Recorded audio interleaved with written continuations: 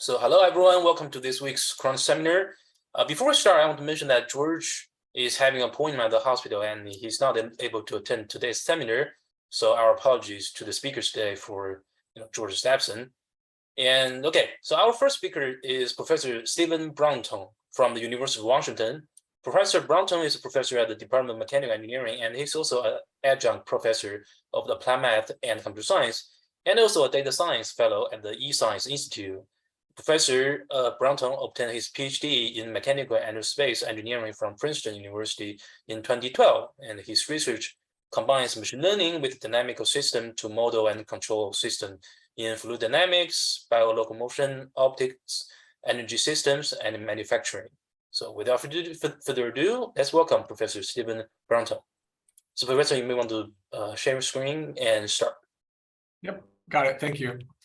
Okay, well, thanks for the invitation and also for the introduction. So today I'm going to be telling you about our work on using machine learning for scientific discovery with an emphasis on systems and fluid mechanics. And I should say at the outset, I'm perfectly happy for anyone to interrupt with questions at any time.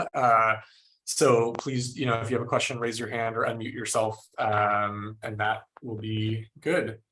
So I'd like to start by acknowledging many excellent co-authors and colleagues on this work. Especially the middle row are our fantastic postdocs and grad students whose work I'm going to highlight here today.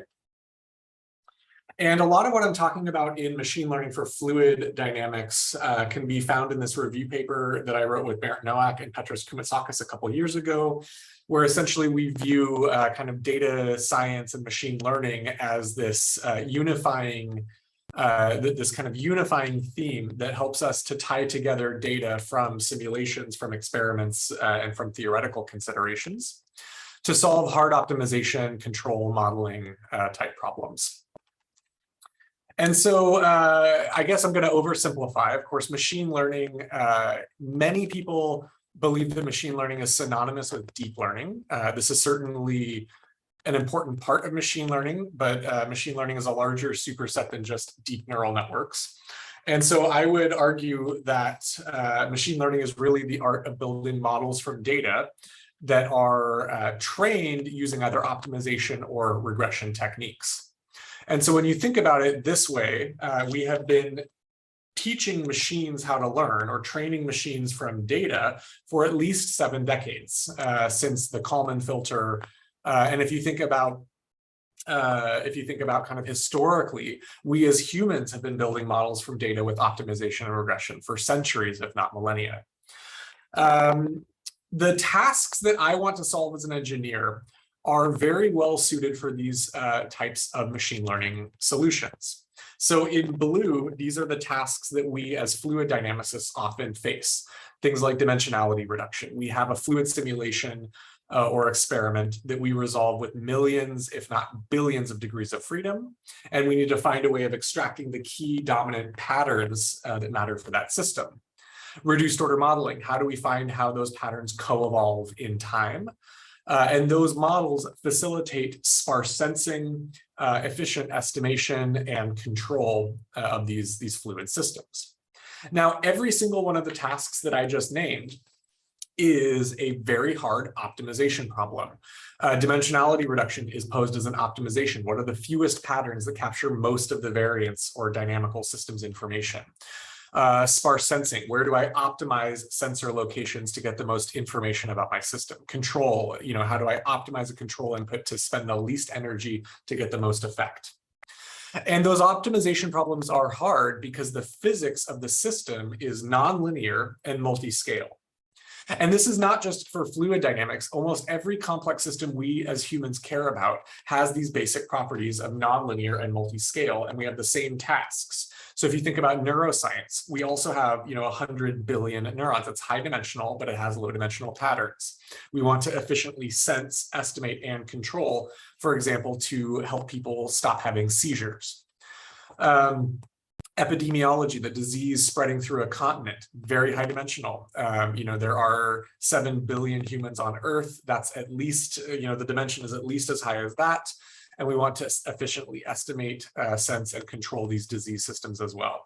But they're all nonlinear and multi-scale, which leads to very high-dimensional non-convex optimization problems. But the good news is that our modern machine learning techniques, like training deep neural networks, we're getting very good at solving high-dimensional non-convex optimization problems. And so I actually think that one of the heroes of modern machine learning is not necessarily deep neural network architectures, but the optimization and training algorithms that go into training these deep neural network architectures. And so that's something that we can kind of leverage for many, many, many types of machine learning tasks. And why we think this is possible, why do we think we can solve these optimization problems and control and estimate and sense fluids, is again, because fluids have patterns. They have dominant patterns that exist in the data. Even very, very complicated flows, this is a cloud formation past Guadalupe Island, gives rise to very strong low-dimensional patterns in the data. And so you can read about this in this nice review paper by my colleague Sam Tyra in the IAAA journal, where essentially we talk about how do you extract these patterns in complex high-dimensional systems and use them to make actionable decisions. Okay, good.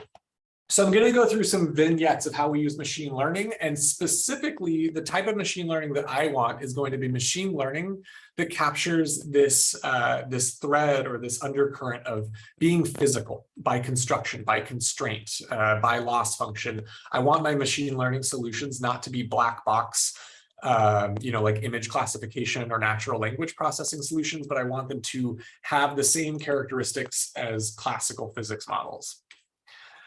So I'm gonna get into that in a minute. Now, most of you are familiar with how we extract patterns classically. I think everyone in the group I'm talking to is familiar with the principal components analysis, POD, SVD. This probably has 10 names depending on what community, where essentially we decompose a high-dimensional state vector. You know, this fluid, maybe I need 10,000 degrees of freedom to represent it. But with a singular value decomposition, I can break it up into a small handful of orthogonal modes that capture 99.999% of the variance of this data set. And in modern language, we know that we can solve this problem using a shallow linear autoencoder. We can solve kind of the SVD, the PCA, the POD is a solution of the training of this autoencoder that's shallow with linear activation units. Now, I hope everyone in the audience knows how bad of an idea it would be to try to use a neural network to learn the principal components. It would be a terrible idea. We have much better numerical algorithms to solve this problem than training a neural network. But the nice thing about thinking about SVD in terms of a neural network is that we can then generalize that shallow linear autoencoder into a deep autoencoder with nonlinear activation functions. We can have convolutional input layers.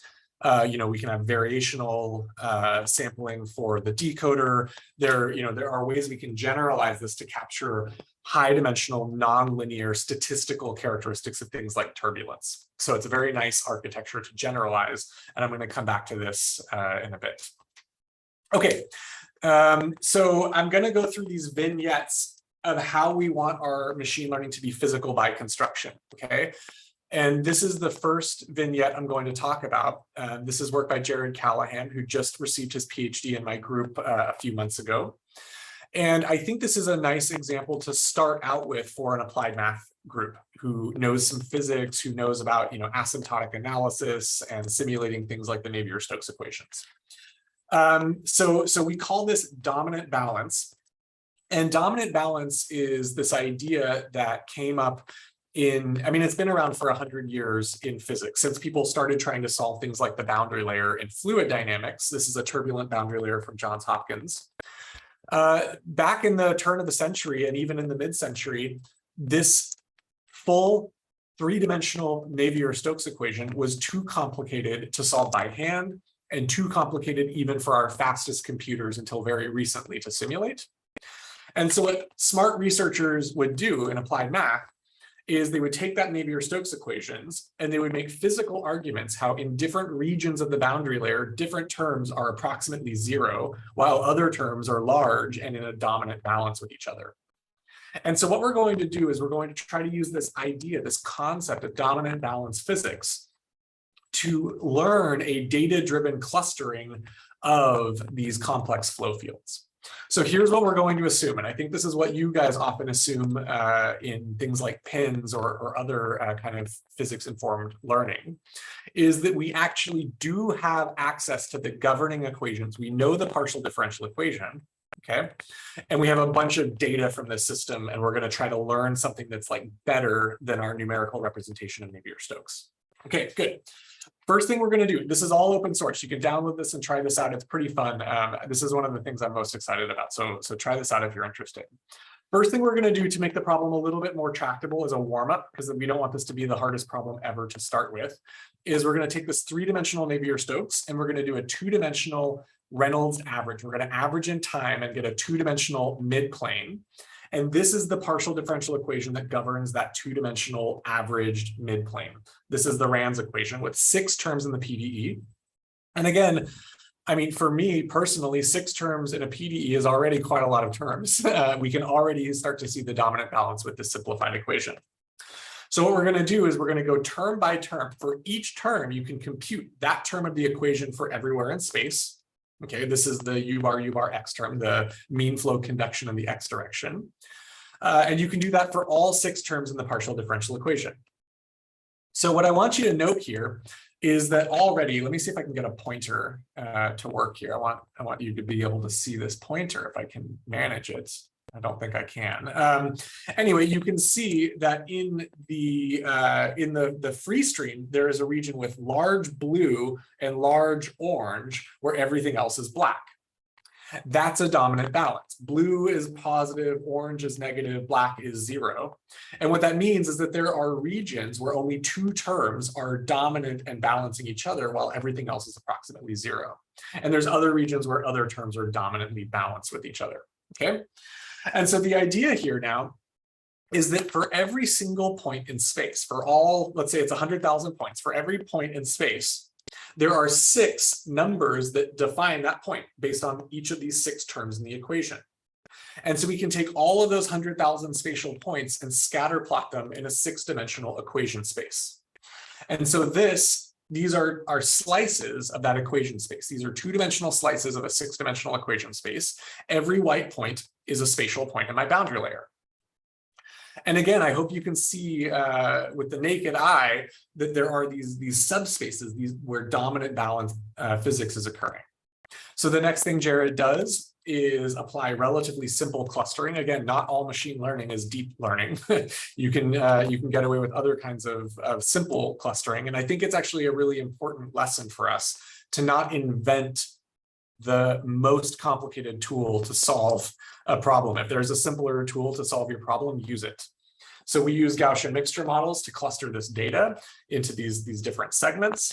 And now for each cluster, what we're trying to do is find the sparsest, the subspace with as many 0 coordinates as possible that describes, for example, that red cluster or that purple cluster.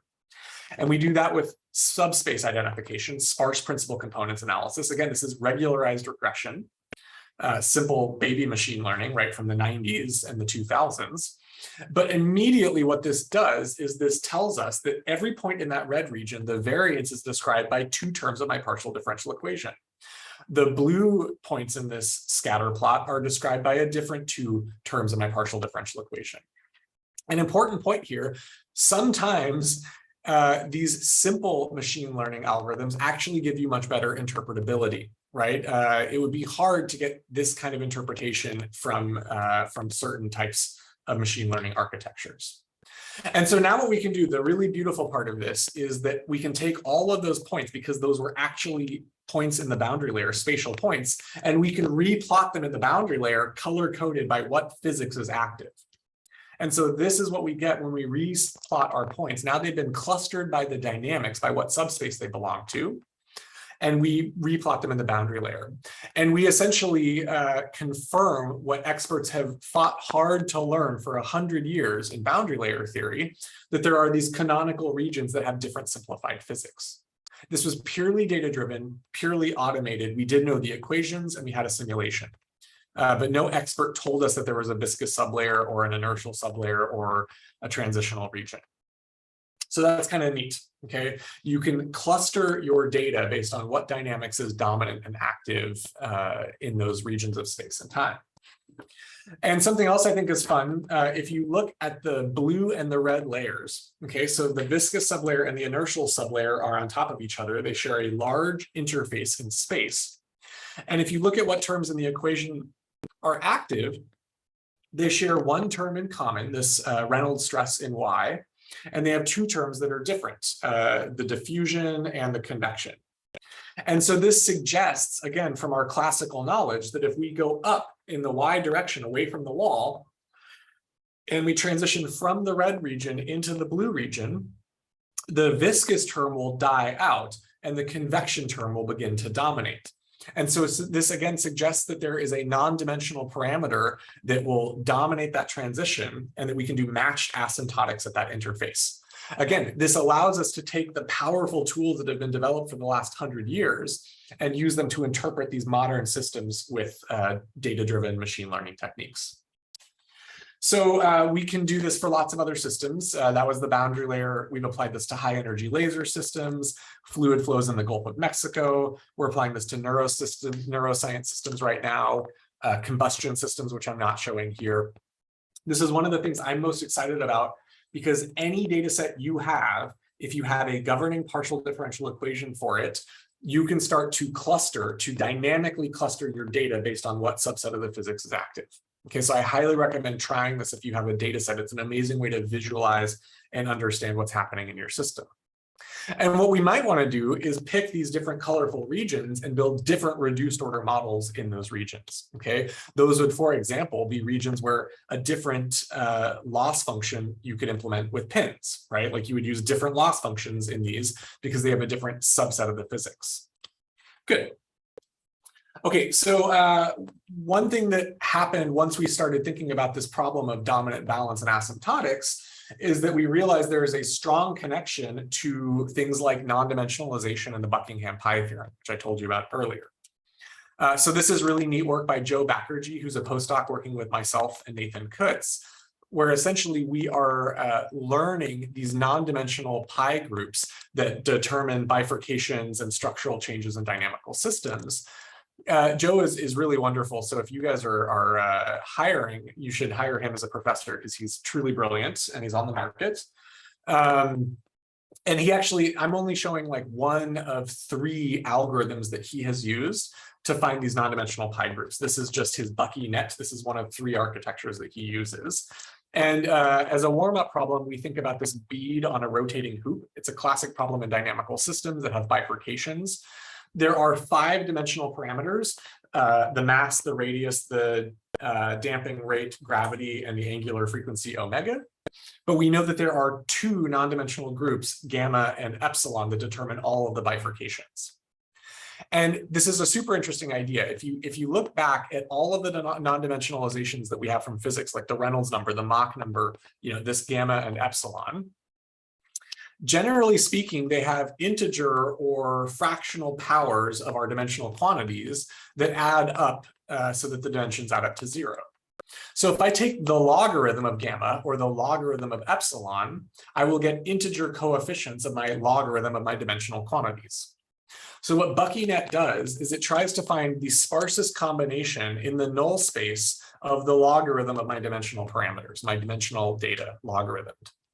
And in doing so, we can learn these pi group subspaces, these simplest parameters that describe the bifurcations and transitions in our system. We've applied this to some more complex systems like that laminar boundary layer I showed you. So the purple box on the left shows the classical Blasius boundary layer scaling, which is how we understand self-similarity in a spatially evolving laminar boundary layer. The purple box on the right is what we learned from BuckyNet. This is our learned non-dimensionalization. And you can see that we capture this essential physics. Of course, there are regularizations to make this exact half powers or 1/2 powers, but I wanted to show you that it's never perfect. But we're able to learn these non-dimensionalizations. So again, this is a very powerful idea. I think one of our opportunities as researchers who live at the intersection of modern machine learning and classical engineering science is that we can take the things we love and the ways that we used to understand systems like Buckingham Pi, non-dimensionalization, asymptotic analysis, dominant balance, and we can start solving these hard optimization problems using all of the wealth of data and algorithms and optimizations that we have access to today. Good. Okay. I'm going to switch gears a little bit now, and I'm going to talk about reduced order models, which has been a topic I've been interested in ever since I was an undergraduate at Caltech and a PhD student through now. This has been probably the main thread of my work, is building reduced order models for complex systems. And so again, this is a experimental fluid flow that was collected by my collaborator, Richard Zeman, in his lab in TU Braunschweig. And even though this is a very turbulent, messy flow, you can see with your eyes, if you take your glasses off, you can see that there are these very few dominant patterns that are evolving in this fluid flow. We want to model those patterns with a differential equation like x dot equals f of x. We love differential equations. We know how to control differential equations and simulate them, predict them, model them. And so getting machine learning algorithms that help me learn differential equations, that's a major thrust of our research group. Again, the intersection of differential equations and machine learning here. And specifically, I want my x dot equals f of x. I want it to be written in terms of a low dimensional state x with as few variables as possible, 2 or 3 variables if I can get away with it, which represents maybe the amplitudes of dominant modes or patterns in my data. Okay. Now, before I tell you how we do this, I'm going to give you my philosophy that in machine learning, I personally would really like us to be moving in the direction of machine learning that is more interpretable, that is more generalizable, that captures more of the essential features that we want our classical physics models to have. I want my machine learning models to have as much of that as I can get away with. Okay. And instead of defining these, I'm going to give you an example. Okay. And maybe just to emphasize why I want interpretable, generalizable machine learning models. We all fly on airplanes and we drive in cars and we ride in trains and planes and boats. And if we are going to use artificial intelligence and machine learning in our aircraft, we had better be able to understand how they work. We had better be able to explain them to the other engineers building these systems. And they had better generalize to new scenarios that were not in the training data set. Because that's when you especially need robustness in your models, is when you are encountering something you haven't seen before. And so the example I use of the model that is the quintessential interpretable generalizable model is Newton's F equals ma. F equals ma is clearly interpretable. You can write this down. It has 3 terms, F, M, and A. They have units. You can write it down for a double pendulum. You can write it down for an automobile, and you can analyze and communicate and discuss and explain and interpret these equations. They're highly interpretable. And they're clearly generalizable. You can learn F equals ma from apples falling on Earth, and it's still true when we land humans on the moon. That is the ultimate generalizable model. Now, I'm sure that we could train a neural network, a deep neural network, on videos of apples falling. Maybe we would need a few hundred or 1,000 videos of 1,000 apples falling, but we could train a deep neural network to make new videos of new apples falling that would fool all of us. But that model is not going to be useful when we decide to land humans on Mars, because it's not generalizable enough. Okay, and so that's what I'm really getting at here, is that I want my models to have this essential property that physics models have of being as simple as possible, that they are interpretable, and that you can train them with one set of data and you hope that they generalize to unseen data. Okay.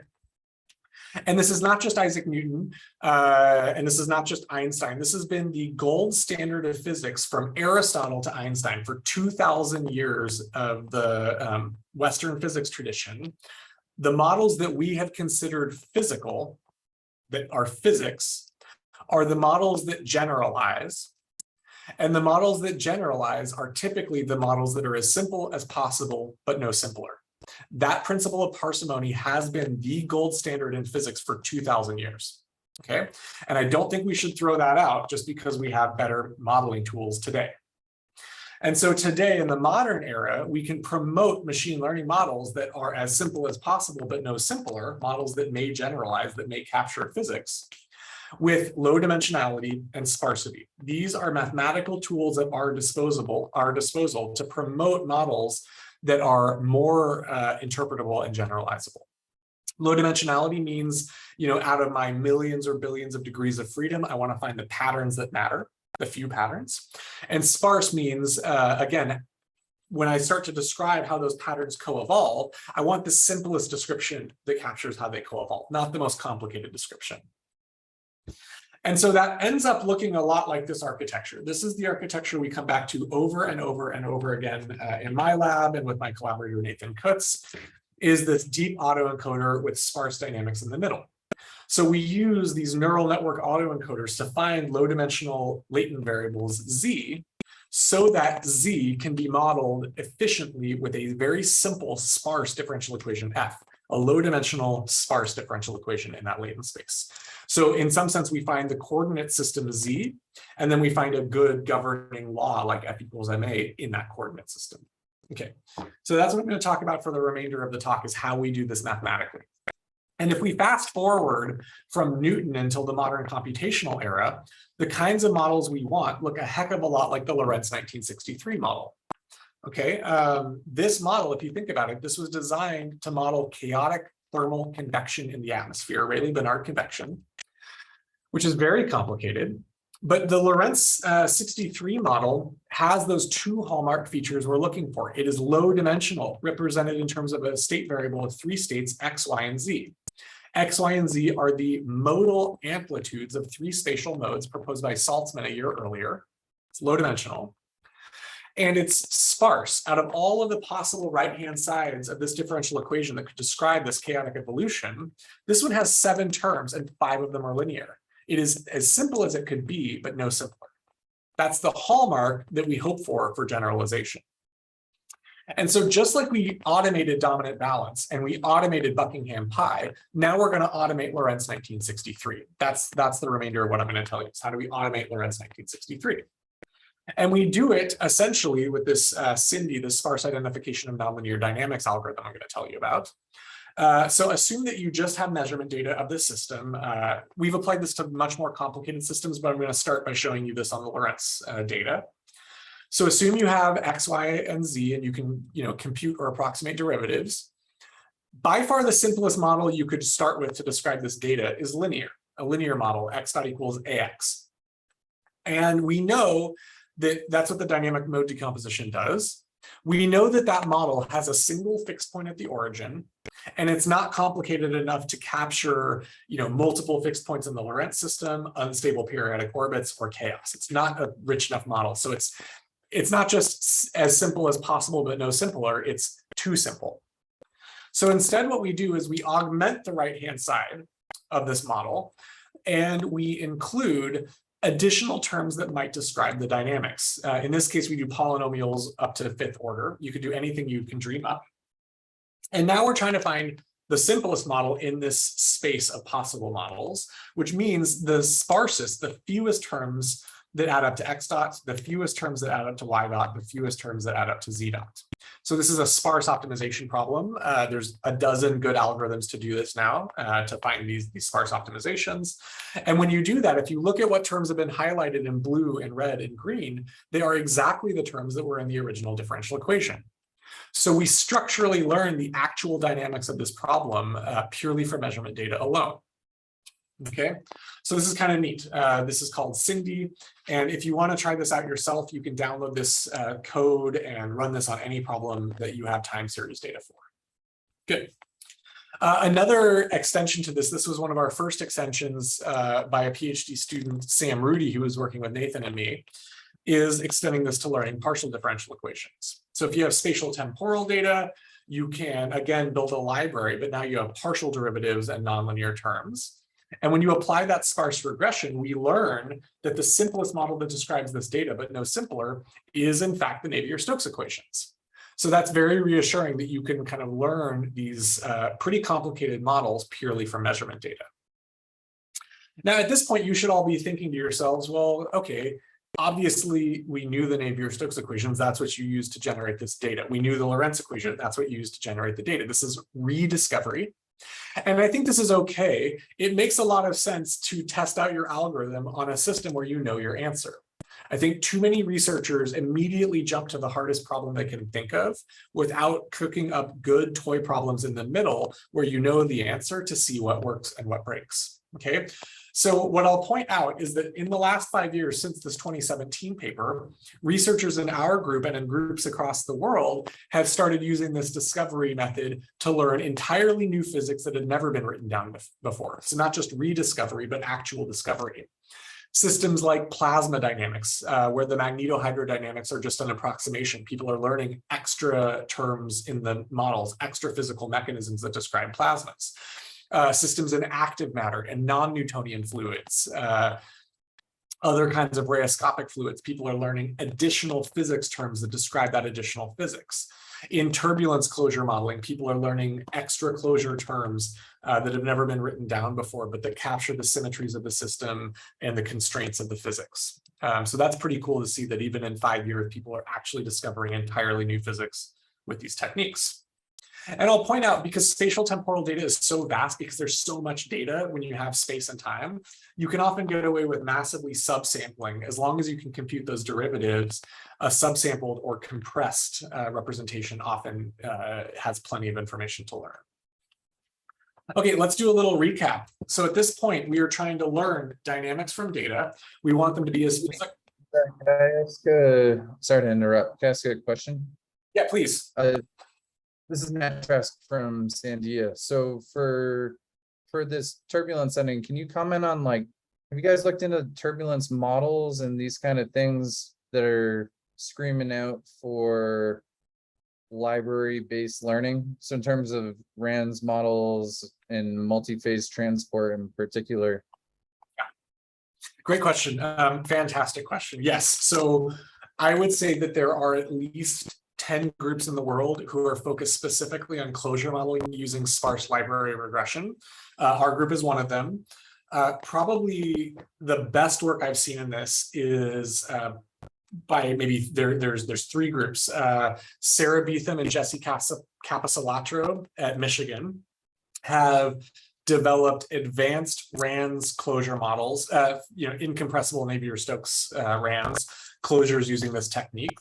Schmelzer has also developed those, and Laura Zana from NYU Courant she has developed advanced closure models for turbulence in geophysical fluid dynamics.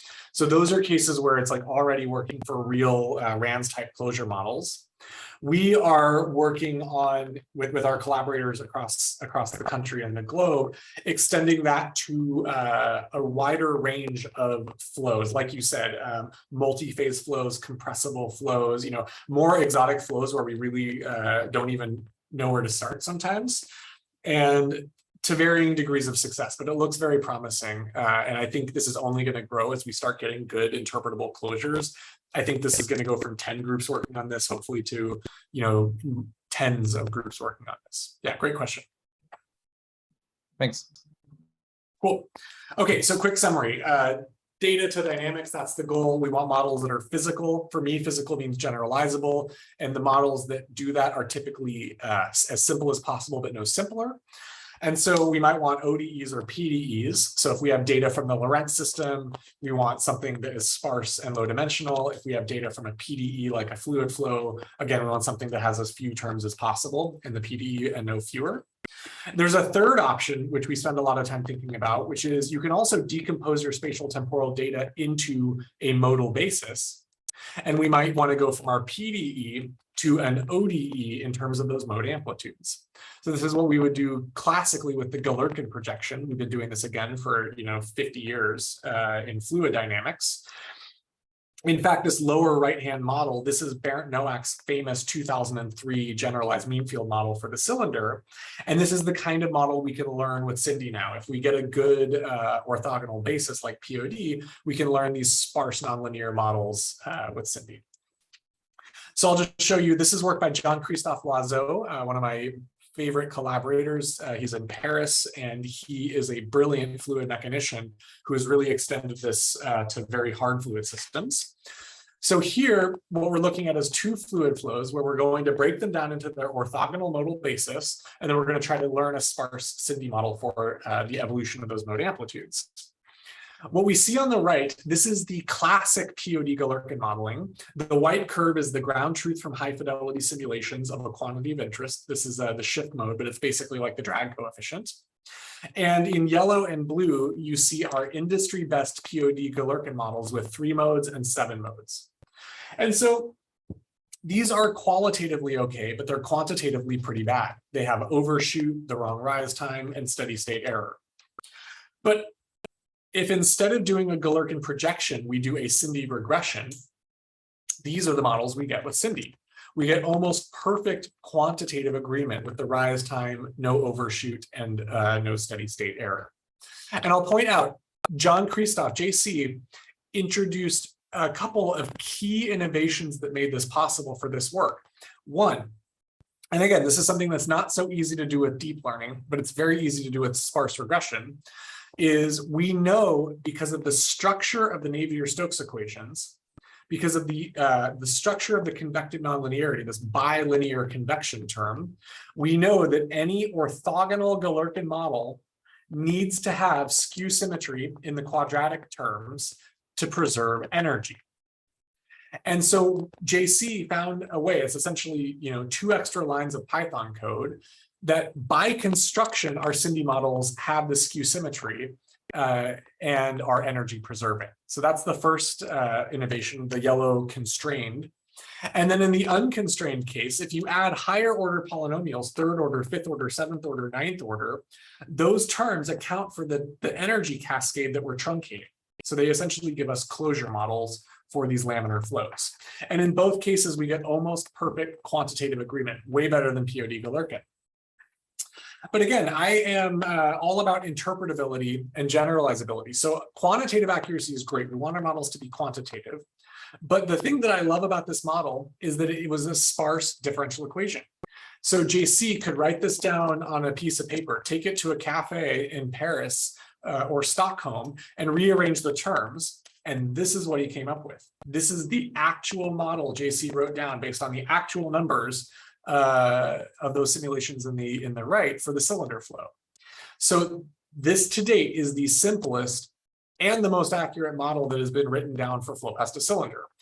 It says that this is a spring mass damper with a nonlinear damping.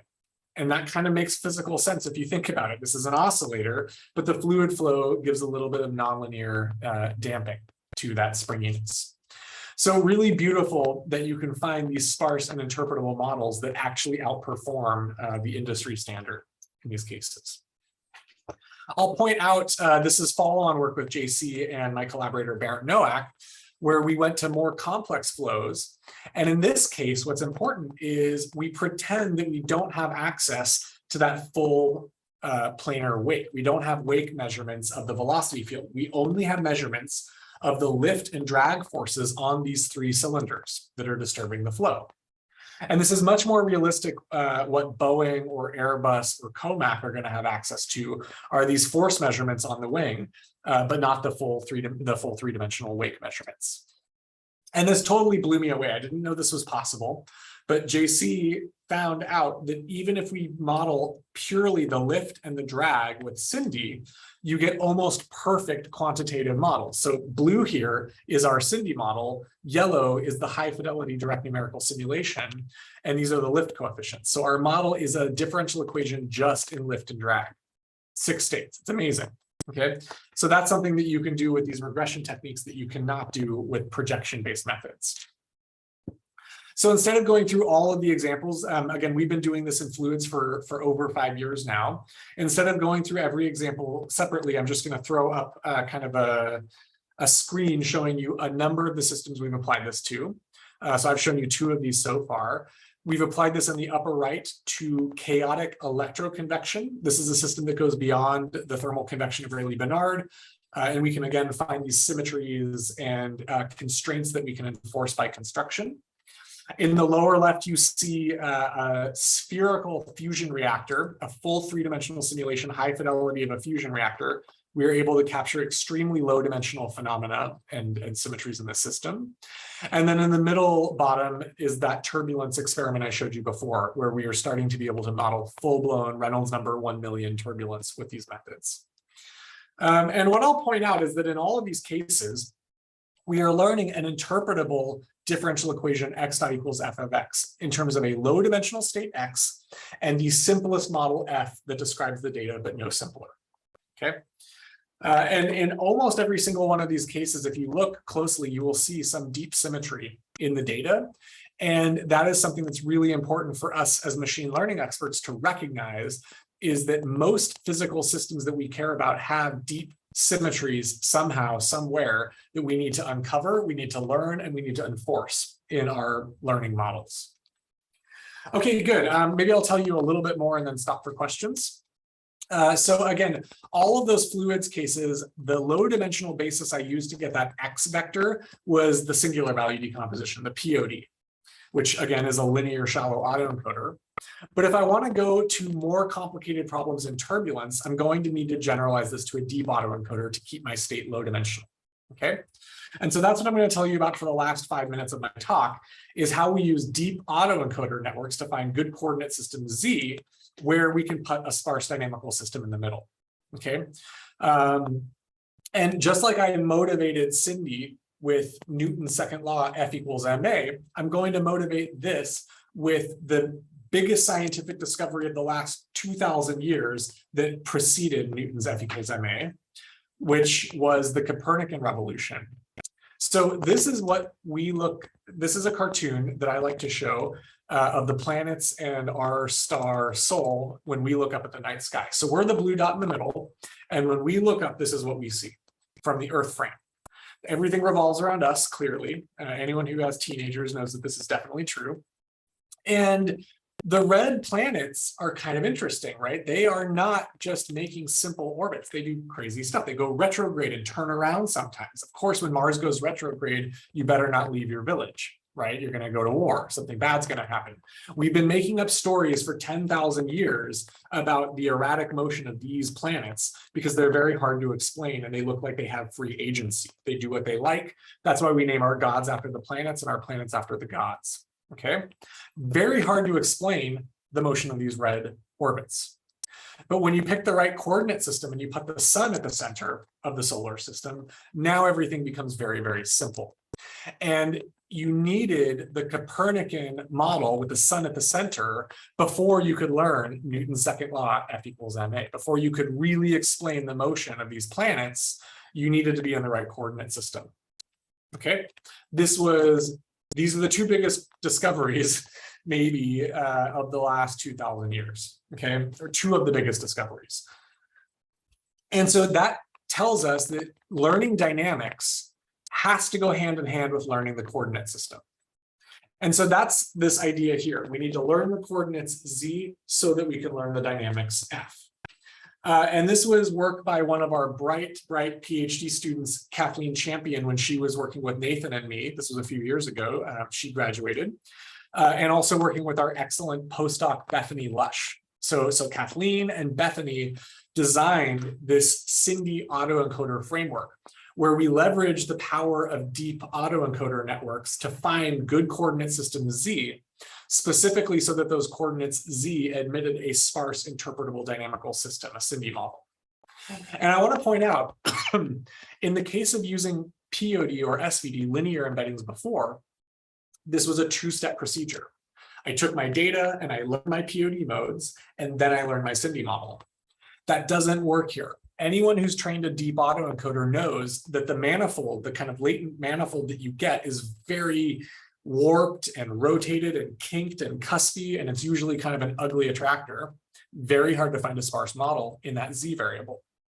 So we have to jointly learn the encoder-decoder structure and the Cindy model using this joint loss function that has 4 terms. So the term on the left is the classic autoencoder loss function.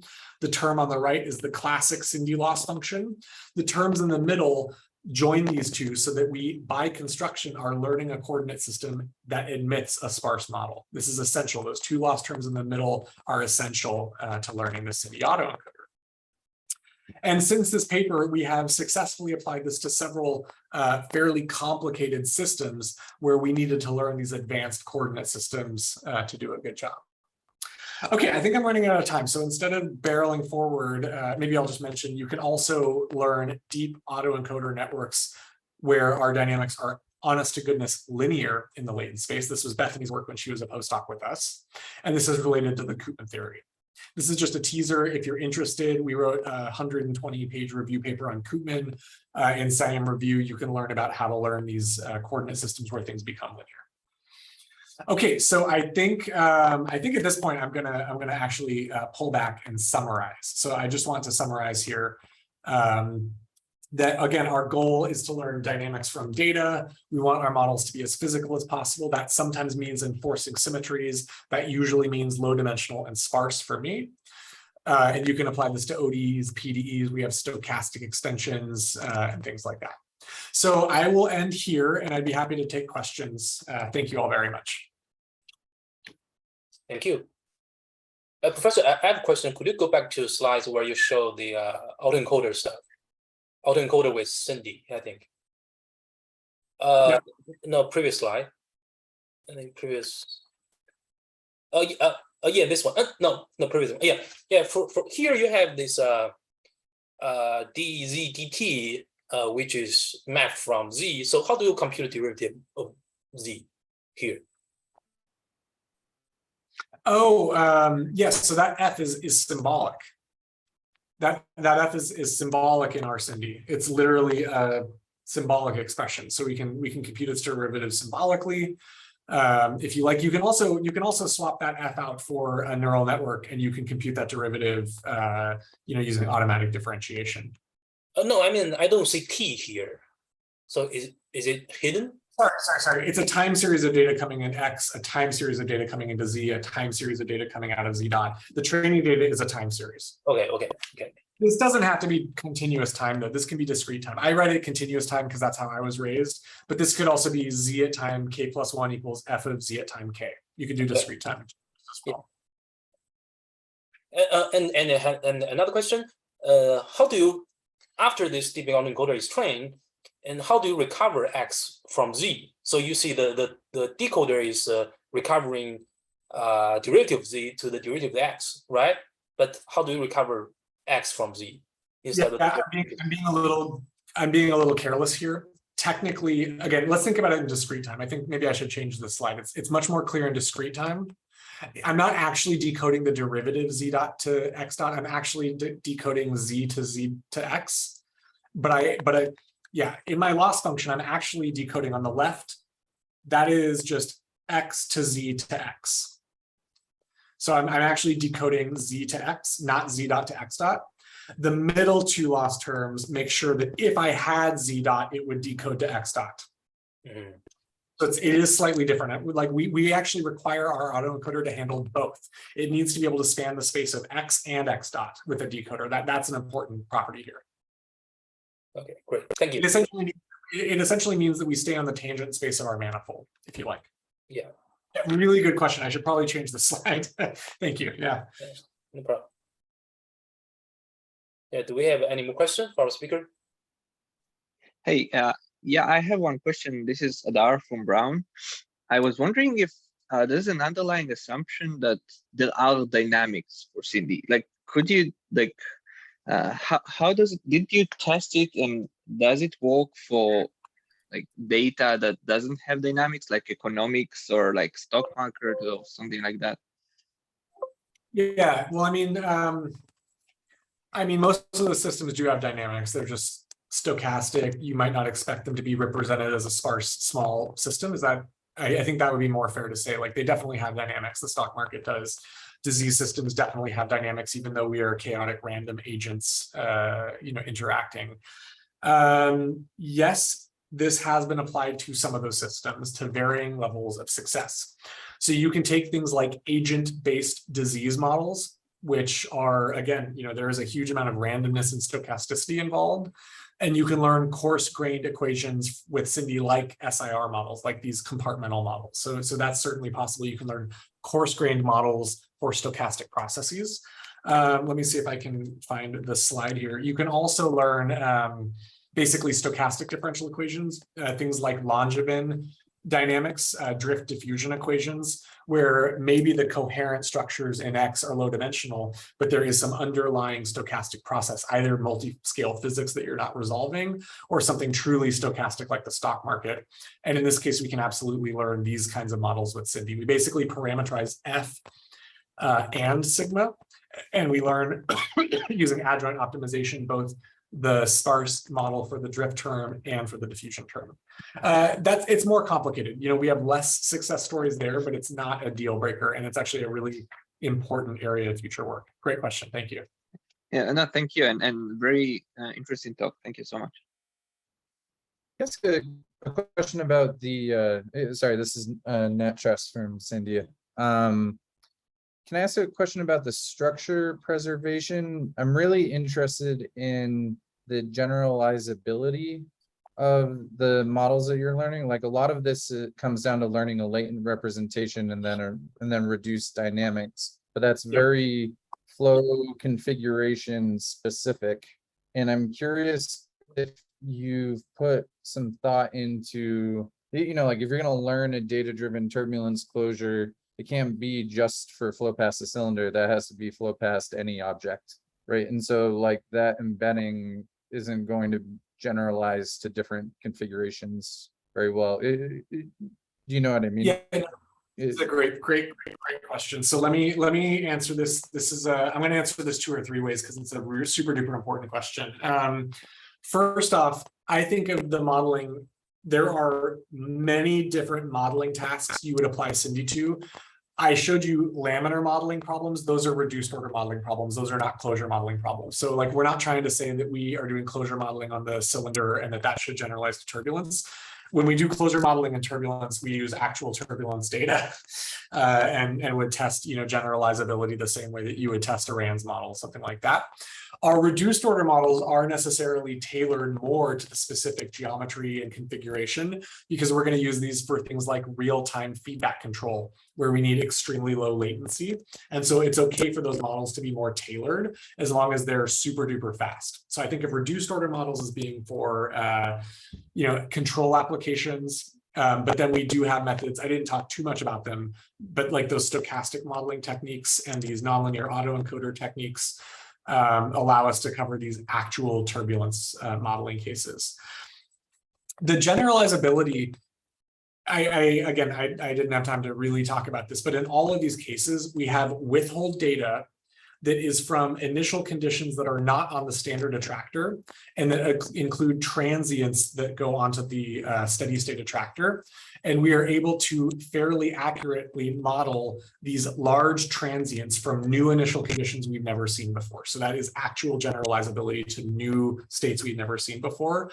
So that is definitely possible, at least in the numerical cases here.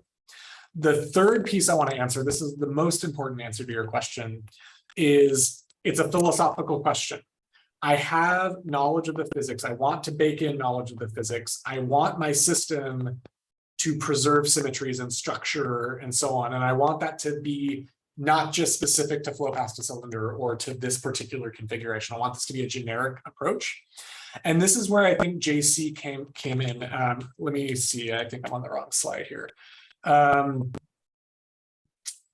JC, that was the specific thing I was hoping for more details on, was this skew symmetry that JC did and so on. Yeah, exactly. So this Cindy model here, let's just say it has quadratic terms for now. Okay, like you can do other terms, it doesn't matter. But we know that our convective POD Galerkin models are going to have quadratic nonlinearities, and we know that those quadratic nonlinearities have to have the skew symmetry. So what JC did was essentially he pointed out that you can enforce. So our Cindy regression, what we do under the hood is we do a least squares regression. We get coefficients that are all non-zero, and we threshold the small ones. And then we do another least squares, and that kills some more terms, and we do this until it converges. And what JC pointed out is that I can do that least squares, And I can add these linear equality constraints with basically just one more line of code. It makes the complexity, it doesn't change the complexity, it just adds a factor of 4 to the complexity. And these equality constraints encode things like, if I have an XY term in this equation, I need to have a negative XY term in the other equation. And so you can have these linear equality constraints in terms of these sparse coefficients. And so by construction, every single SIND model we learn for an incompressible fluid flow is guaranteed to preserve energy and is guaranteed to have the skew symmetry. So that's that level of generality that I'm talking about. It's the sweet spot where we are encoding a physical principle that is true for all incompressible fluids. Every single incompressible fluid, if I Galerkin project it onto an orthogonal basis, my quadratic terms had better be skew symmetric for energy conservation. And so this is not just true for the cylinder, this is true for the cavity, this is true for, wake flows, boundary layers, like all of the canonical flows. I need this constraint. This is the constraint that makes my system physical for all incompressible fluids. I mean, that's a bit of an exact, I don't want to exaggerate too much, right? This doesn't solve all problems, but it is sorry. But dissipation, so this is for reversible systems, right? If you're going to have a conserved energy, do you have a sense of how, right, like a cavity flow, it's viscous, right? So the energy is not conserved and so on. Do you have a sense of that setting? I mean, if you are pumping in, if you're assuming that your uniform inlet conditions, then our ODE needs to preserve energy in the sense of having skew symmetric conditions. This is true for viscous incompressible flows as well. Maybe I'm being a little loose with what I mean by energy conservation. I mean, my POD Galerkin model, if I included all terms, would be energy conserving. Okay. Yeah. Thank you very much. Yeah. Good question. Thank you. Other questions? I realize we're right at the hour, so maybe this is a good time to stop. Actually, I have a quick question. Okay. Hi. This is Panos Tinis from Pacific Northwest National Lab. So my question is, I understand what you explained right now about enforcing conservation at the original level of the x's, right? But then you said about going to the latent variables, which are in z, and finding equations there. So what happens to conservation of energy when you go to the latent space? And then if you construct something on the latent space, how do you guarantee when you bring it back to X that it will conserve energy, for example? Yeah, that's a great question. Fantastic question. So this is actually a dynamical systems question more than a physics question in my mind. There certainly are interesting physics connections, but for me, this is really a question of, if I transform a dynamical system that I know is stable, let's say it's a quadratic dynamical system and I transform it, what are the constraints and, what is the class of dynamical systems that is diffeomorphic, for example, and also has that same stability. Mm-hmm. And so we've been working on essentially some fairly generic boundedness theorems kind of related to Lyapunov stability and things like that from control systems to understand in general, if I map my dynamical system, what are generic constraints I need for it to be globally bounded and stable and energy preserving and things like that. It's not a simple answer, but there are transferable properties that you can enforce in that latent state that will provide sometimes necessary, sometimes sufficient, sometimes both for global boundedness of the original state. Great okay. Question. That's a pretty big open area. So yeah. No, but that's great. Thank you. Thank you. I have a quick question, sorry. Oh, yes, please. About predicting equations that we don't have any information about equations terms. Using this method means that we have to consider all of possible terms for equation. And then my question is about the size of matrix for high dimension data. Yeah, okay, that's a really good question. So in that SIND library regression, essentially what the sparse optimization allows us to do is not search through all combinatorial possibilities of differential equations, right? If I have that Cindy library for the Lorenz system up to 5th order in X, Y, and Z, that's 81 terms in my library. And so instead of doing 81 choose 2, 81 choose 3, 81 choose 4, choose 5, choose 6, like the combinatorial explosion, the sparse optimization with high probability allows me to find the best sparse solution without trying all of them. I mean, there's like 10 to the 50 of these things.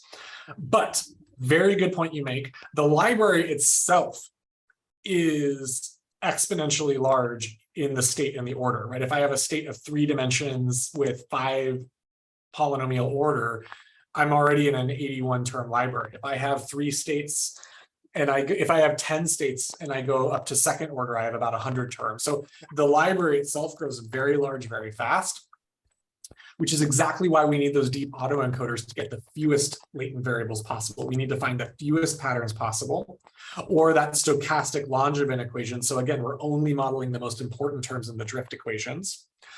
And also adding in those constraints so that we can kind of manually kill as many terms in the library as possible sometimes. So those are all strategies. Again, this is not going to solve everyone's problem all the time. There are problems that are too complex to model like this, where the library would be too large. That's a great time to use genetic programming, deep neural networks, and things like that. Yeah, great question. Thank you. Yeah, thank you. Okay. If we don't have any more questions, thank you, Professor Brunton, for your wonderful talk. And this Cindy framework is really interesting. And yeah, okay, so let's move to our second talk. Our second speaker is Federica Bragone from KTH, Royal Institute of Technology. Federica is a PhD student at the Computational Science and Technology Division, and her research is in physics-informed machine learning applied to the circular reuse of power components. Her current interest is in applying physics-based models like pins to overcome the lack of data and to explore the knowledge provided by the physical governing equations, and which governs the degradation and the thermal behavior with power components. And Federica's co-supervisor, Dr. Katerina Morozovska, is also joining the talk. They have done some excellent work in pins recently. So without further ado, let's welcome our speakers. So Federica, you may want to start. Yes, thank you. Thank you so much for the introduction. And then I'll share. Okay. What's going on? This one. Okay. So we're seeing the no, you see the wait. What is okay? Yeah. That's good. Okay. Okay. Yeah, I think it was a lot. Yeah, I was yeah, that's okay. Perfect. Thank you so much for having me here, and thank you for in the introduction. So yes, my name is Federica, and I'm a PhD student at KTH, and today I'm going to talk about our work on physics-informed machine learning for reusing power system components. And I will to remove this because I feel like, okay. Yeah, so this is our team. Okay. I feel like you are seeing my, sorry, very bad, okay. This is our team. The KTH, we are myself, and then my supervisor, Federica, Katerina Morozovska, and then the associate professor Stefano Marchidis. And in our team, we have from Hitachi Energy, Dr. Thor Lannerit and Dr. Michele Rovisotto. And our new students, master students that started their work on pins just at the beginning of this year, Kaula and Oliver. And here I just go briefly through the projects that we're working on. So there's application of pins for engineering challenges in high voltage component design and use. So the first main focus is on thermal management of power transformers, and this has been it's work that I've been conducting since 2021 with my master thesis, and this is like focus on the one-dimensional heat distribution simulations. And this project has been continued by my master student Oliver on prediction of temperature distribution in transformer just this year. So I'm gonna mostly talk about my work, so the work I've been conducting last year, but has been much more going on in this area. And then the second one is aging studies on insulation materials. So this is the project that I've been focusing on. So this is like the focus is on aging and circular use of power components, and this is my PhD studies that I just started in January, and I will continue until the 2025. But not only me has been working on this project, also Callahan, our other master student, started this year on cellulose aging studies for insulation, and she mostly focused on pins on this study, and like both of our students achieved very, very good results, and yeah, I will briefly go through them, but it's mainly I'm going to focus on what I've been working on my master thesis and my PhD project. So yeah, the summary that I've also already been talking is yeah, my master thesis was entitled Physics Informed Machine Learning in Power Transformer Dynamic Thermal Modeling. So we used pins here for data-driven solution of the heat diffusion equation. And what like the peculiarity of our problem here was to use a temperature field measurements for the boundary conditions that they were varying in time. So it was very interesting to see like a real like world problem applied with this type of model. And then like the second part of the talk will be a bit like an introduction and overview of what I've been focusing for my PhD in designing and developing physics informed machine learning models and methods for using power system components. So the focus here is on cellulose degradation in power transformers. So we investigated the more physics-informed learning models, not only beams, that's something that mainly our master student has focused on, but also like Bayesian calibration for inverse problem, and yeah, like a bit like a different type of physics-based models. Yes, so let me see if I can get that point there. Yes, so here I give like an overview of our like what we are trying to solve. So we have a power components. We have been focusing on power transformers for now, and we collect data from them. So we have actual measurements, field measurements, and that we can use for our models. So we plug them in directly in our physics-based models that like mainly focusing on pins. So we used mainly the solution of the PDE, but also recently started to use the discovery of PDE. And another interesting model that we found was physics-based probabilistic deep learning. And then our solution that we obtained from these models is used for maintenance of the power components. So it's very important for us because it's we're able to monitor and online monitoring the power components and understand when they're at the end of their life, or when they need to replace a certain parts of them. And it's like a lot of study going on, and it's very fundamental in this area. But I will go through. We started by talking about my master's thesis, so like the work I conducted last year, and the focus is on power transformers. They are like essential components in the transmission and distribution of electrical energy, and they ensure efficient transmission of electricity over long distances by raising the voltage when it's close to the power production sites, and by lowering it close to the consumers. So power transformers need to guarantee accuracy and longevity to ensure stable power supply. And like the temperature that they experience is like the main part that affects their performance in their lifetime. So the thermal behavior, like the study of the thermal behavior, is one of the key areas that the transformer manufacturers have to focus on, because that's how high the temperatures are and how high the temperature experienced are very like fundamental to be understood. So thermal modeling is fundamental for their efficiency. So here it's a bit about like the background of the problem that we are encountering. So an indicator of the transformer thermal performance is the top oil temperature.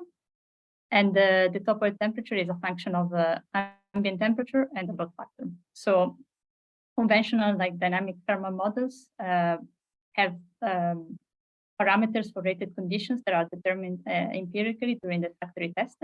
And the models enclose these effects on the ambient temperature and the load factor directly in the model. So here on the left, like we see this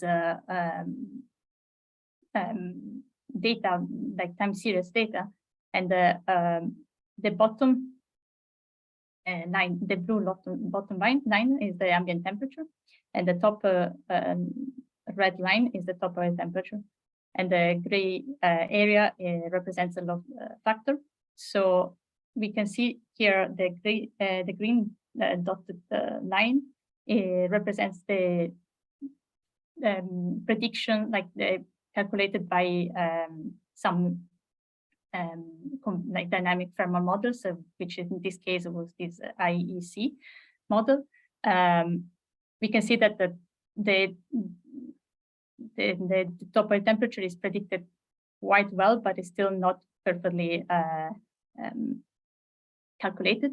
So we need like some more accurate models, and also this type of model does not conserve any energy and does not provide any temperature distribution. For this reason, we try to opt for a more physical type of model, and to do so, we use the heat diffusion equation. The heat diffusion equation that we see here on the top in 3 dimensions. However, we started simple with a 1-dimensional case, modeling along the height of the transformer. So here we see the very simple representation of this transformer and along the height. And we see that there's a uniform heating horizontally on the transformer. And this is represented here in the equation where it's specified specifically for our type of problem. So we have a sum of losses that are defined over here, and minus some convective heat transfer. And we define some boundary conditions that are specifically the data that we have. So at the bottom, we have the ambient temperature, and at the top, we have the top oil temperature. So we have data that are specifically these temperatures and the load factor. So we also have information about the losses. So the load loss that depends on the load factor and the no load loss. And then we have like we subtracted from the heat source some convective heat transfer. So this is our physical problem. And so now it comes to the fact of why are we using PIN for this specific case? Like we could use just some numerical methods instead. We want to start by solving the PD, so model the temperature distribution inside the power transformer, because we're not just interested at predicting the top oil temperature, but we want to know exactly what's going on inside. We want to use this data-driven discovery of PDs. So instead of just focusing on solution of the PDE, we would like to improve the physical description that of the thermal behavior of power transformers. So we started by giving this heat diffusion equation. However, there are some parameters that are not perfectly describing the behavior inside power transformers. So it's important for us to understand and how to calibrate certain parameters. So we think that pins could help us doing so, and also exploiting like a part of pins that is a machine learning model. So predicting the top oil temperature and the temperature distribution given previous temperatures and the load factor values. So this is something that I haven't done yet, but that our master student has tried out a bit, and it's already working very well. So it's something that we can't ask a numerical method to do.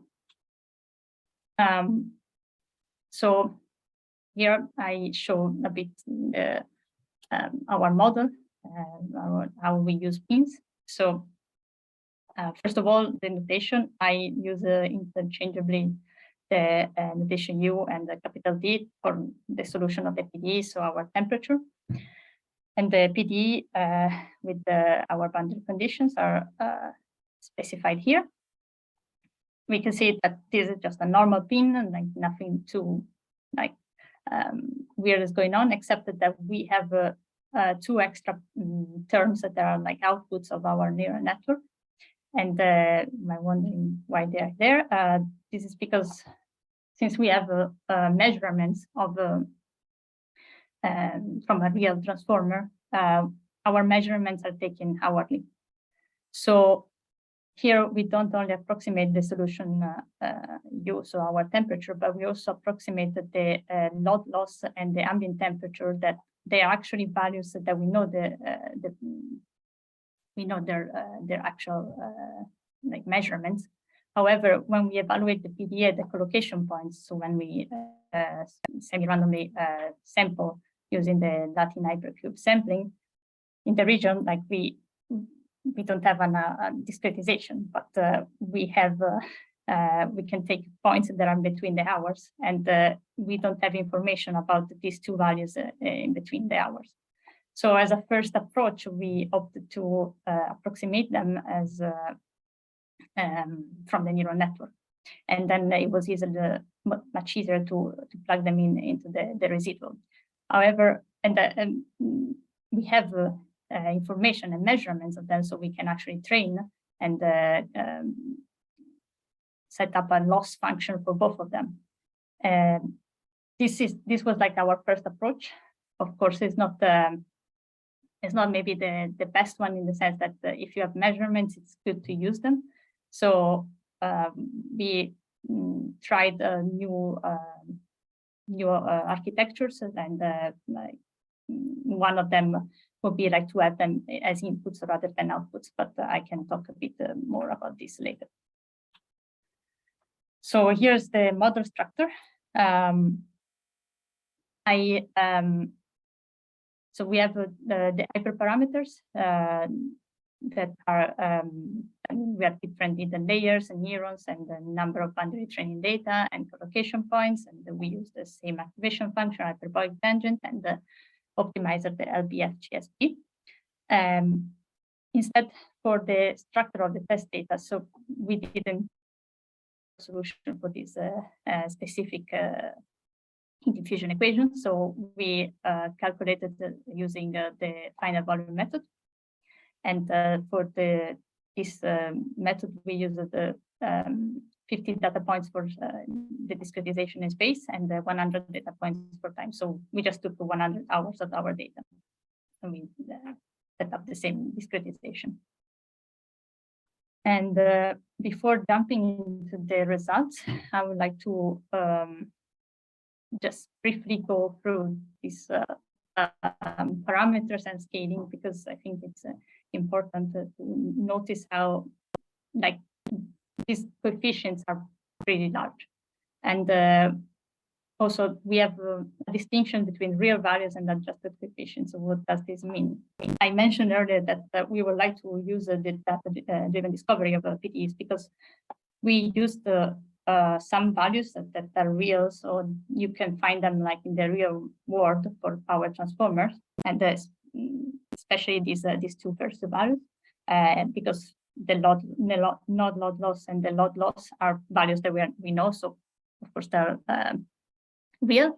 However, we have some coefficients that we consider as adjusted because we had to kind of adjust them because like in the transformer we have convection, and we have to increase artificially the value of K, and adjust also manually our value of H to make this kind of like as close as possible to real life.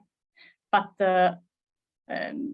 approximating convection with the heat diffusion equation wasn't the most straightforward thing. So definitely in the future, we will need to change this, and not only by estimating these parameters, but also to change a bit the equation that we are using. And the best would be to use a Navier-Stokes in 3 dimension.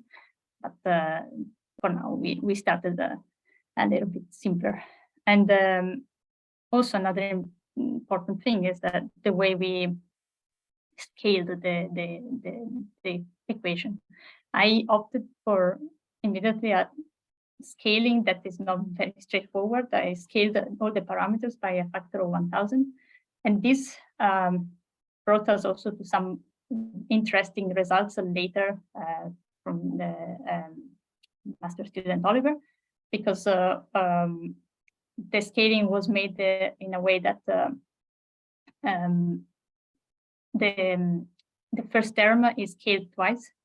But it's very interesting because in this way, the equation as it is, it's like Pins is able to solve it. However, if we solve it in the way that it should be, so like in a using this scaling of only 1000 in the first term, then Pins is not able to actually solve it. This is not something that I'm showing, but it would be interesting like to talk more about, because it was very surprising for us. Let's jump into the results. This is the results that we obtained for the first 100 hours of our dataset. We used 100 training points for the boundary conditions and 10,000 collocation points with a structure of 4 hidden layers and 15 neurons.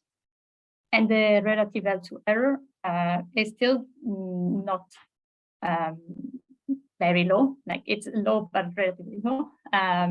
However, for the boundary, for the top point temperature, we see already like quite a good result. But this is already satisfactory for us, because we see that like Pins is working very well. Like we see the difference, like the comparison between the final volume method and Pin.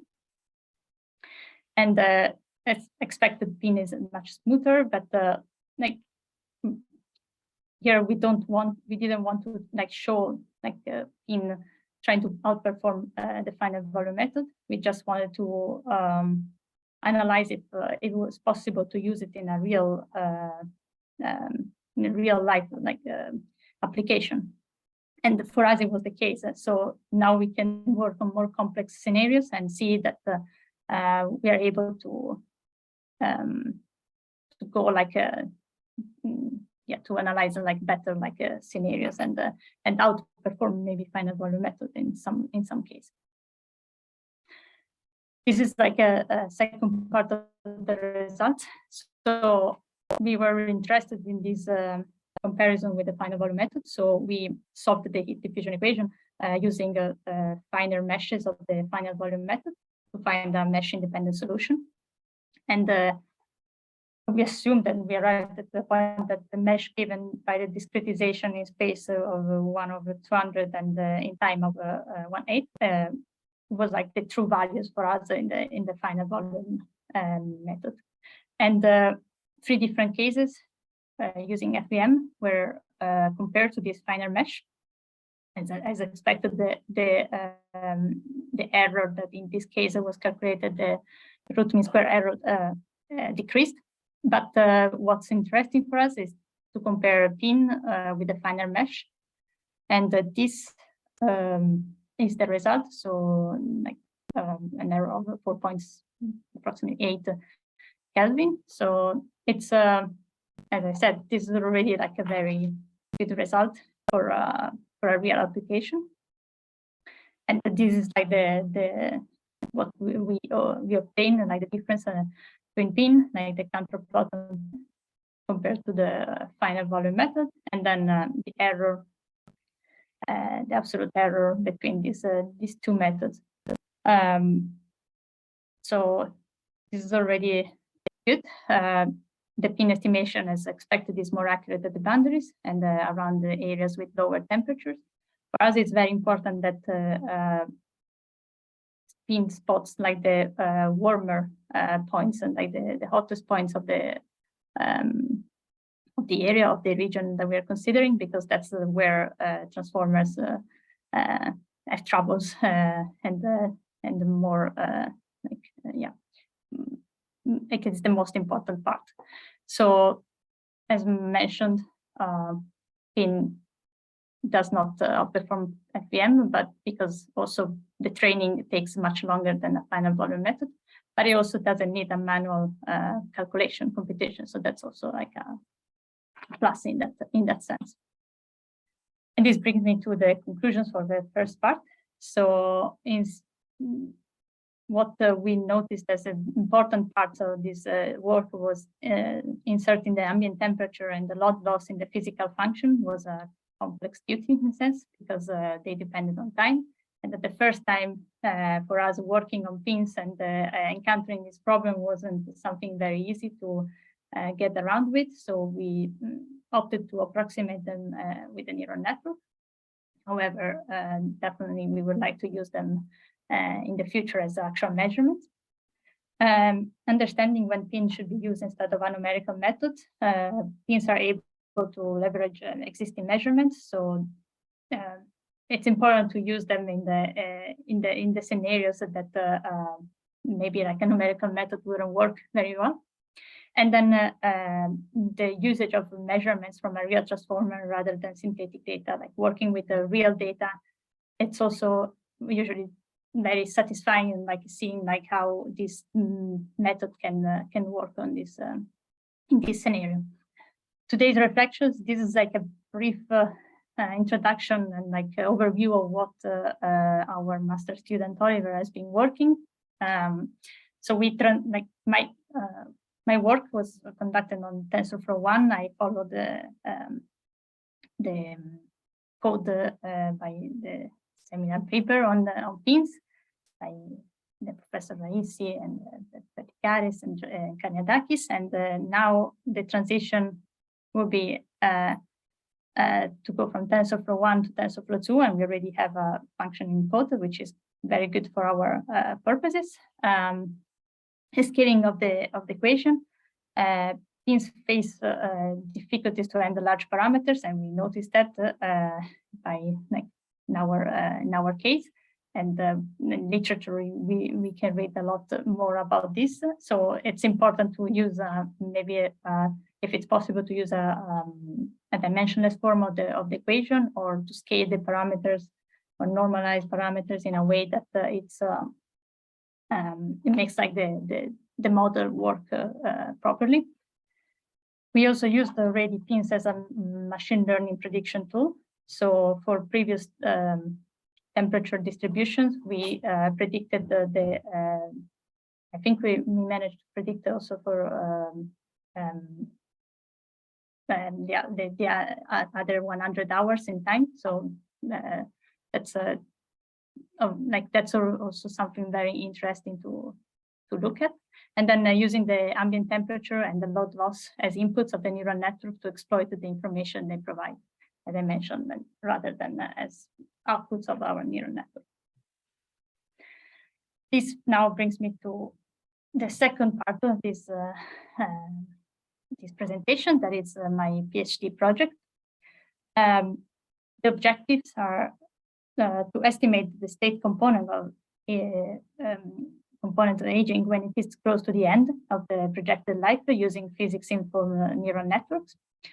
reuse parts of older components that only have several preserved parts for the repair of other units, and then create a model for the cellulose degradation of power transformers using physics-based approaches. So what do we mean by this?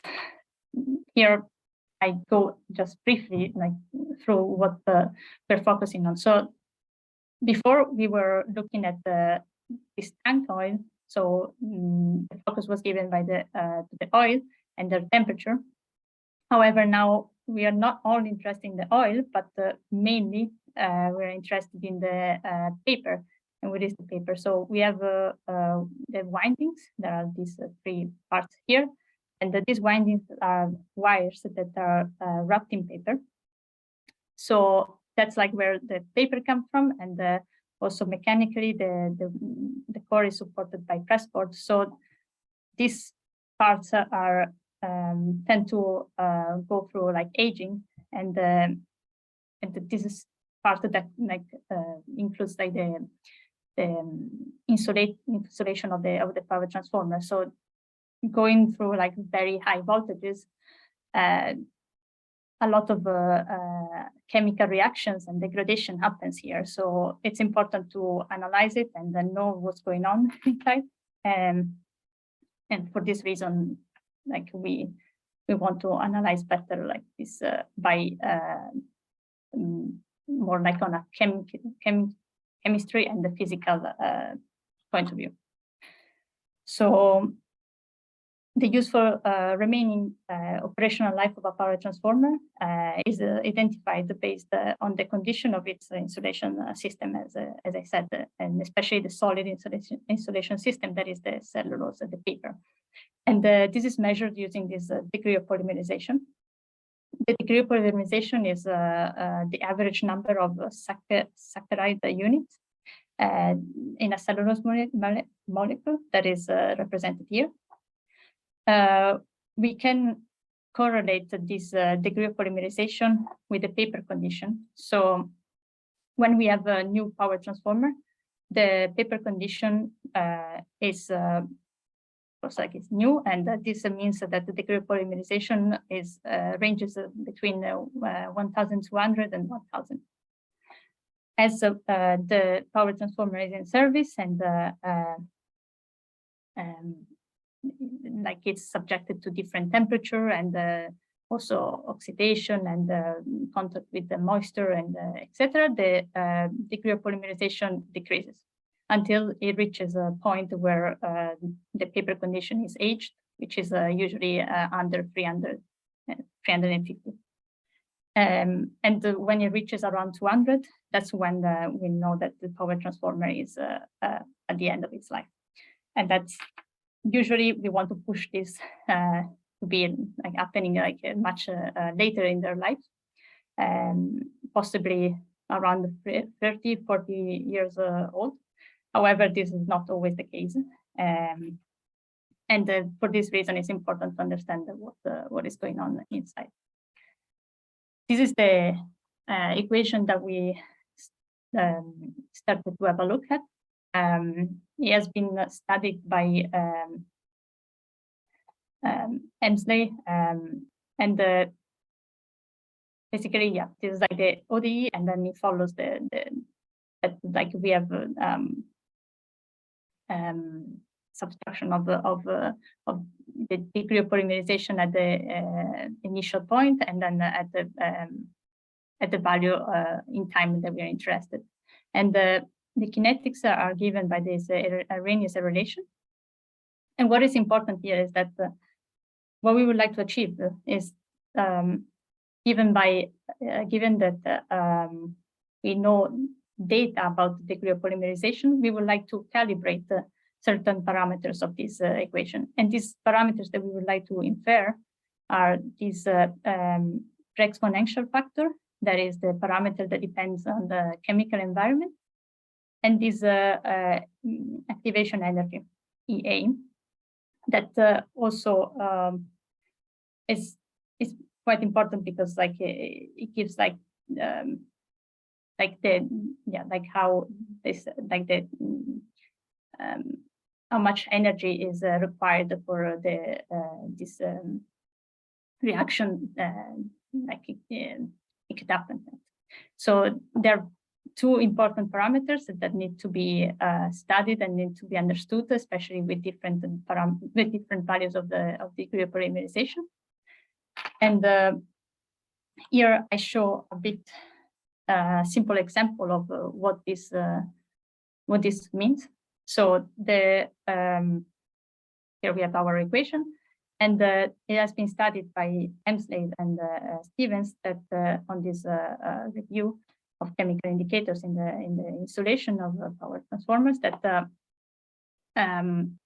by assuming that the value of activation energy to be around the 111 kilojoule per mole, we can study the different values of the pre-exponential factor. So, for example, this is the case of when the test condition had 2% of water in the data. So the value of the pre-exponential factor was given to be 7.8 times 10 to the power 8, so a very large number. And we can see here that plotted as like in the ideal transformer, so like just plug them into our equation and solving the ODE, we can see that the power transformer is estimated to last just approximately 2 years, and that's very bad because we need it to work for much longer than that, and possibly like 30 years. So understanding like how the water, like the moisture, like the different chemical factors are affecting this this paper is really fundamental. And this brings me to some approaches that we started to have a look at. So this is the industrial AI overview. What does this mean? So we found a TensorFlow blog on physics-based probabilistic deep learning that uses TensorFlow probability. And this blog is focused on solving problems in the industry. And the sweet spot to solve these problems was found to be at the intersection of the domain expertise, so physics with some traditional machine learning, probabilistic inference, and the deep learning altogether. What these components means. So ideally, we would like to have a physics-based problem, so some domain expertise, coupled with some traditional machine learning, and this is defined to be the known knowns. In this blog, the example taken here was to predict the length of a crack in a component under like different thermomechanical loads. And basically, it's just like we have a physics problem. We want to predict some values out of this. We couple this with some probabilistic inference to quantify uncertainty, because we don't always have just a very simple physics problem, and this is defined to be the known unknowns. So we want to account for uncertainty, and this means that there are variabilities in the system that may affect, in this case, in this example, the crack broke. And finally, we want to predict the unknown behavior, and this can be done using deep learning plus modern machine learning, and this is the unknown unknowns. The deep learning is able to catch the anomalous conditions that the physics-based model was not able to pick up. So what we're focusing now is known knowns and known unknowns. We still don't have actual result on this. I've been focusing on understanding a bit what this model could bring us to, but I will explain briefly what this is. So basically, it's like we're using like this Bayesian calibration, and we want to calibrate these parameters that are the ones that are uncertain for us. So the pre-exponential factor and the activation energy. And adjusting these parameters it's like calibration, but technically after calibration, then we would like to predict the future values of the model. So how we do this? Given like the values of the degree of polymerization, we want to infer A and E to estimate the end of life of a power transformer before like the DP values arrive to a too low value. So it's very straightforward, but we define a prior on A and EA. So it could be just a prior like a normal distribution or a uniform distribution. Then we define the joint log probability that for these calibrated random variables and the DP model together. And then finally, the last step is to sample the posteriors for prognostics. And to sample this, we use the Markov chain Monte Carlo methods. Again, luckily, I don't have like actual results on this because I'm still trying to understand a bit how to calibrate these parameters since they are large parameters. And in fact, what I want to show here is what are the challenges and the problems in this case. The data is very scarce in this area, so the data for the aging of insulation paper in power transformers is lacking, and the problem is that the DP value requires like the power transformer to be stopped to collect the paper samples, and then this not only affects the fact that we're not using our transformer to be used for like their purposes, but also it exposed the area to the external environment and the extra chemical factors. So I've been finding some data on literature so far, and also synthetic data, so made up like just by calculating the ODE and adding some noise. However, this is not very useful for our application because it wouldn't be able to use. And also the data found in literature is not always reliable because when you start to analyze it, you see some patterns that are not very, that don't maybe make sense, and we don't know exactly from which transformers come from. So it's not easy. And yeah, like we want to use physics-based models because they do not require a lot of data, but we still need a little bit. So this is what we are trying to focus in right now, finding data. And moreover, as I said, the parameters, and as we've seen, the parameters of the DP equation are large. So this is a pre-exponential factor, especially of like the power of 8. And that's the case also in general, also when there's no presence of water in the power transformer. So they're very large numbers. And one of the solutions to this is to use always like the dimensionless form of the equation, or to scale the parameters. So we use the natural logarithm of these values, but it's still trying to understand how to calibrate them in a way that are correlated to each other and that they make sense, and like also compared and correlated to the chemical factors present in the oil that are immersed in. So this brings me to summarize a bit what are the goals in this setting. So we would like to create a model that uses domain expertise, so physics with traditional machine learning combined with probabilistic inference, because we want to quantify the uncertainties that are given by these parameters. At the end, also, we would like to analyze how much the physics in the models play an important role, and compare the performances that we obtain with the physics-based and non-physics-based machine learning and Bayesian models. That's something that we really think that it's important to understand, especially in this setting, and use the DP equation to model the cellulose degradation for the degree of polymerization that is correlated to the paper condition and the oil characteristics. And I like to thank you for the time that you gave me, you have questions or suggestions on how you have any ideas on about how to proceed in certain problems that I showed. But I would like to thank my supervisors and sponsors, and we have a website that we still have to update a bit, but if you would like to follow us, and that's it. Thank you. Thank you. So do we have any question for our speaker? So Federica, is this already published?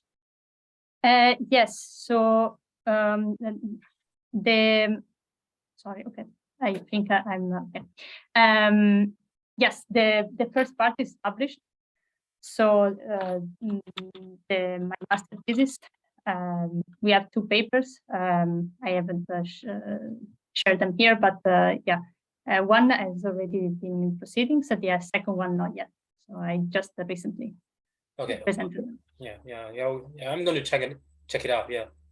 Yeah, that's really, yeah. Okay, thanks. But we also I haven't showed like the work that our students have done, but they're about to finish, and we are also trying to publish what their work is, and if there will be a chance for them to even share what they got, it would be also nice, because I think especially the first part, like I feel like I've been presenting this part a lot recently, but it's a work that I've done 1 year ago, so a lot of new things have come out.